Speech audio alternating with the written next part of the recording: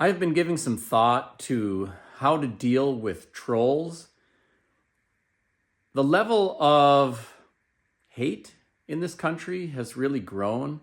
It's difficult to have civil discourse, and there's been a growing effort to shout down those who raise their voice. I won't detail all of the things that I have run into or that have been directed at me. Some of them have been pretty darn tough. I'll just mention a couple quotes from one of these, which said, "You were a bunch of savages. Shut the F up, you relic. You have done nothing to make the United States better." Of course, it doesn't feel good to get messages like that.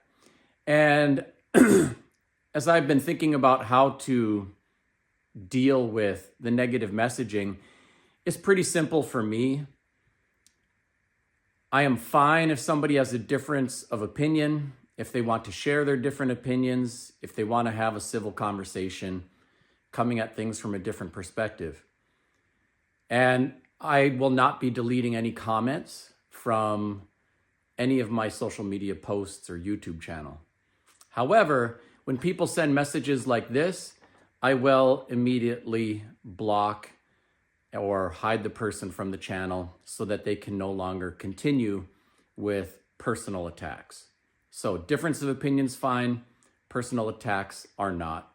So I've been in the business of blocking trolls and encouraging any kind of discourse, even with people who have a very strong difference of opinion.